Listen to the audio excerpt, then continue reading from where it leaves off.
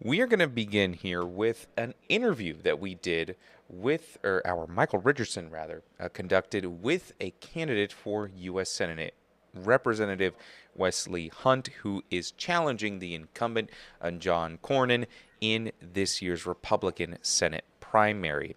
Now, he's not just facing off against Cornyn, of course, he's also facing off against the incumbent Texas Attorney General Ken Paxton, who is also challenging Cornyn for renomination.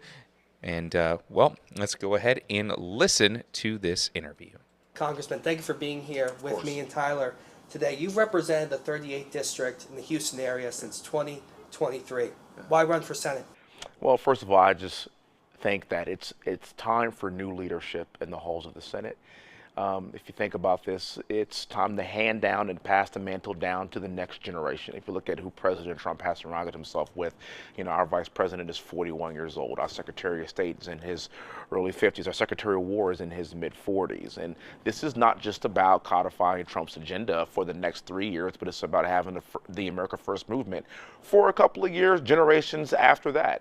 And I feel like now is the time to do it. And I was one of the first people in the country to endorse President Trump. I served as a surrogate for him while he was campaigning, got to fly with him, got to travel with him, got to campaign on his behalf, and he in turn won Texas by 15.7 points, which means that the people of Texas want an America First fighter. That's exactly who I am. You talk about, sort of the younger generation. President Trump, though, is almost 80. Yeah. So your thoughts on that? It's amazing. I mean, it's really interesting. When you travel with him, you realize that he is unlike any 80-year-old I have ever seen in my entire life. In fact, he has more energy than I do. He is certainly an anomaly. If you look at most people at his age, they don't have half the energy that he has. But I will tell you, he has surrounded himself with the next generation because he knows that he has to bestow this America First movement and embed it in us, in the next generation, in order for us to move forward. Again, most 80-year-olds are not like that guy. He wore me out when I traveled with him, and I couldn't believe it. Now, listening to you a bit previously, it's my understanding that removing any unnecessary regulations is a priority for you in the Senate. Are there any specific regulations that come to your mind you want to get rid of? Red flag laws. Red flag laws, and are something that are really important that we get rid of. Our Second Amendment shall not be infringed. I'm a military guy. I'm a multiple AR-15 owner and handgun owner, and I've realized that for those people that want to protect themselves, for those people that want to defend ourselves against a tyrannical government, that's why the Second Amendment was implemented, and I want to do away with red flag laws. I also want to make sure that we codify the policy at our southern border. Look, President Trump secured the border with the stroke of a pen. We didn't need any more laws. We needed a new president, and then now it's up to us to codify these laws so that we don't revert back to what we saw for the 4 years of the Biden administration, where we had 20 million people enter this country illegally. I want to get back to the border in a little bit, but you mentioned getting rid of red flag laws. Are there just all of them, or any specific like red flag laws you're looking at? All of them at this point. Look, we already have a system that's been put into place, and especially the newer laws that we are seeing, really it only hurts the law-abiding citizen. And again, this is Texas. This is an open carry state. And it's that way for a reason. You have the right to protect yourself, protect your family, and protect your fellow citizen, and I want to make sure that we keep it that way. What would you say to those who feel that having more guns on the street only leads to more violence, only leads to more murders and killings? No, that doesn't make any sense, because at the end of the day, criminals are the people that are going to break the law. There are over 400 million guns currently in circulation.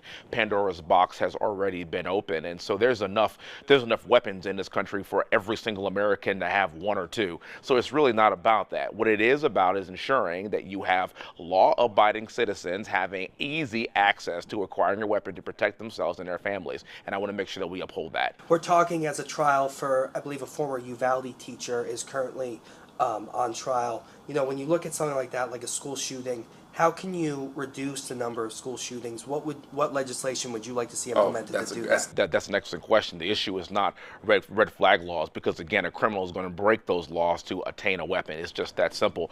What I would like to see is us harden our school system. If we are sending $200-300 billion to Ukraine, you know what we can do?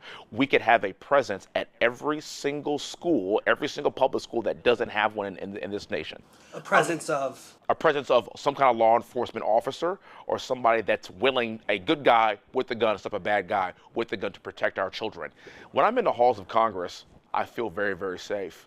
When I walk in my own office, there's a metal detector. There are multiple guys carrying what? AR-15s. Now, if I feel that way on Capitol Hill as an adult, guess what? My precious children should have that same level of protection, if not more. And the issue at this point is implementing red flag laws, making more laws, just incentivizes criminals to break more laws. Let's use these resources to harden our schools. And where do you get those resources from? Do you just get them from, taking money away from, issues like Ukraine and stuff like that? Like I just mentioned, if we have $200, $300 billion for Ukraine, it will take a fraction of that cost to protect our children.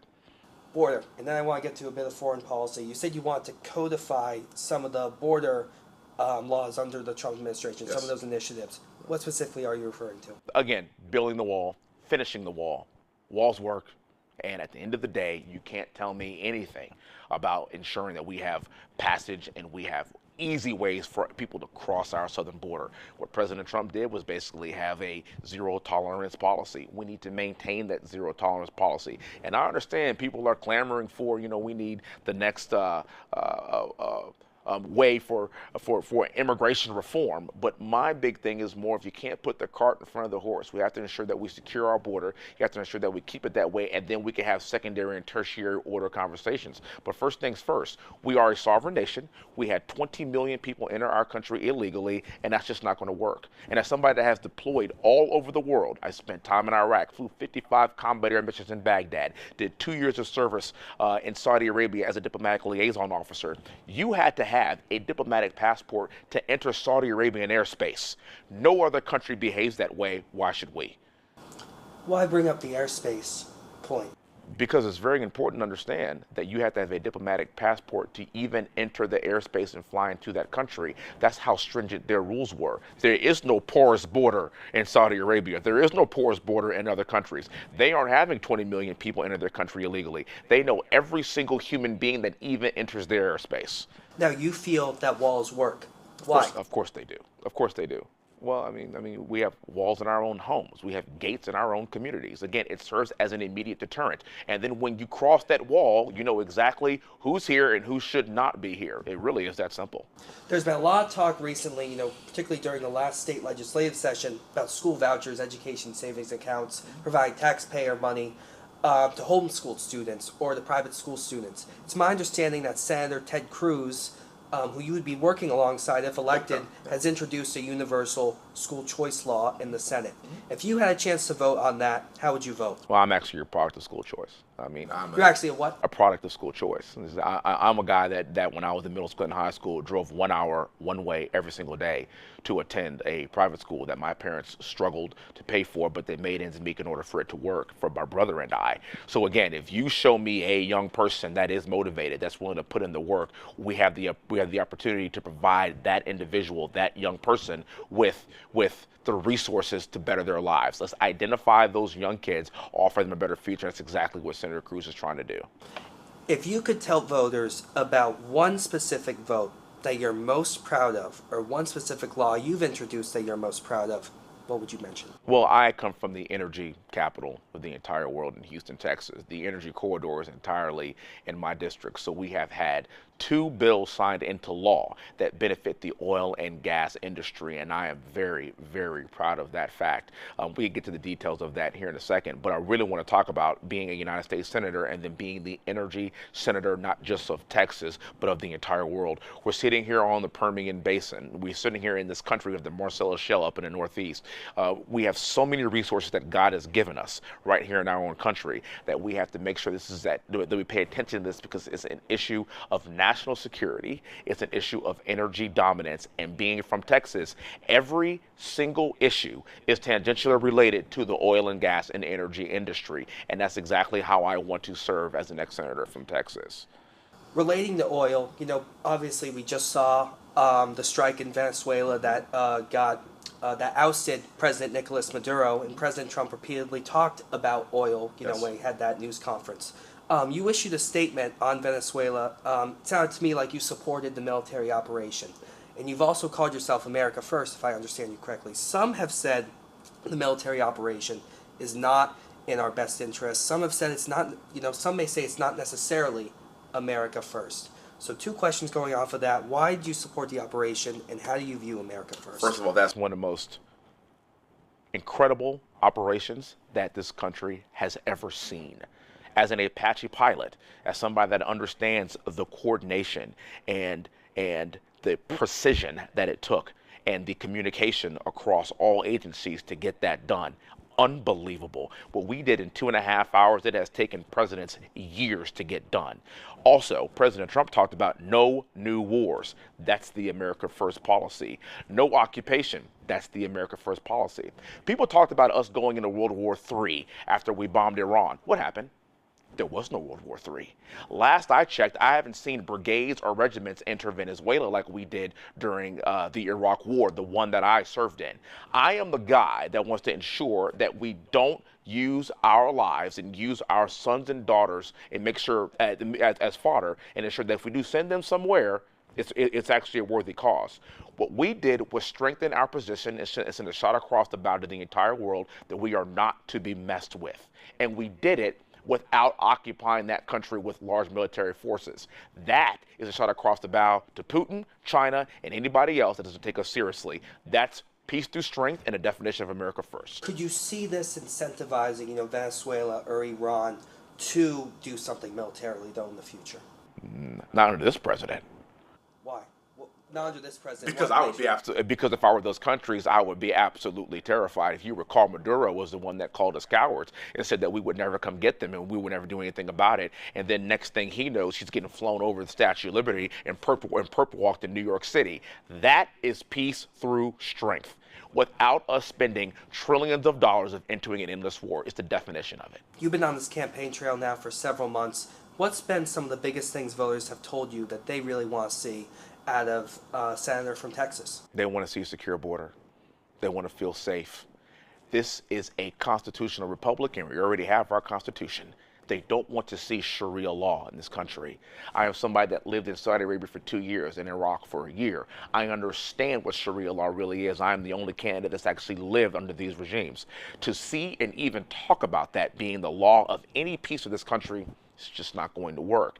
If you want to come to our country, you got to assimilate, understand that this is America. We have our own set of laws, but you're not going to transform our communities. Those are the things that I tend to hear a lot coming around Texas, and I want to make sure that we have solutions to those problems. Some would argue, though, and some would say that America is prosperous because of its diversity. No, I'm not saying, at all. Oh my gosh, I love the fact that we are a very diverse country. I think that's actually great. We are arguably the most diverse country in the entire world, but we still have American culture. And you mentioned, Sharia law. Some would also say, mentioning that is a form of fear mongering, that it demonizes some communities. The people that say that never lived in Saudi Arabia and realized that there were public beheadings and public behandings just 10 years ago. The people that say that don't understand that women weren't given the right to drive until 5 years ago. When I was stationed in 2012, women were not even allowed to operate a motor vehicle. If you live in these regions and you go there, you understand what I'm talking about. And that's why I am also choosing to lead, because I have a very unique set of experiences and I've seen all this and I know what must be protected in this own country.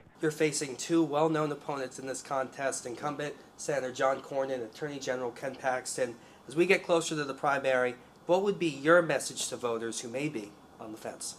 I am an America First patriot. I bleed Texas. I am born and raised here, and I am the guy that can lead us to the future. That's the other thing I hear the most about. People are looking for the next generation of leadership to step into the breach, and this goes for all parties. Whenever you walk around the House and you walk around the Senate, it looks like a retirement community, and it's time for people that are going to be around in the next 10 or 20 years to make laws that are still going to be around for these laws to go into effect, and that's why we care about it more. I have a 7, a 5, and I have a 3-year-old at my house. And I am doing this not just for them, but for everyone's children and for everyone's grandchildren in this great nation. I am giving up the best years of my life in my early 40s to ensure that we have an America that I love and that I am willing to die for. And last thing here, you're in Tyler. What are you planning on doing today? Well, first of all, we've already had a few meetings. We had a meeting with an energy company that's been outstanding. We've had a few interviews already. I'm going to have a very good steak, and then I'm speaking tonight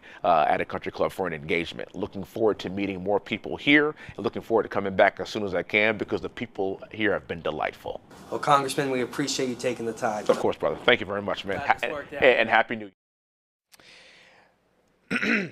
Well, that was candidate Wesley Hunt running for U.S. Senate. He's currently a representative in the U.S. House of Representatives, representing a district in the Houston area. This interview was recorded earlier, but this is the first time we're playing it here on East Texas.